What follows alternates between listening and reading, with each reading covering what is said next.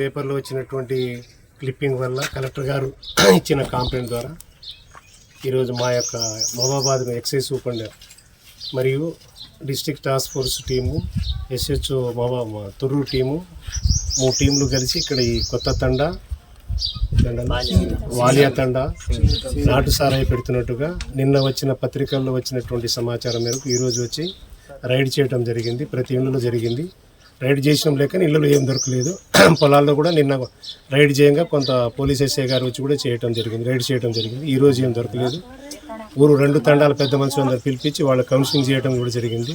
ఇంకా భవిష్యత్తులో కూడా ఎటువంటి గుడంబ అమ్మకాలు కానీ బెల్లం అమ్మకాలు కానీ చేయకూడదు. అట్లా చేసిన వేళ వాళ్ళ మీద గట్టి చర్య తీసుకుంటామని తెలియజేస్తున్నాం.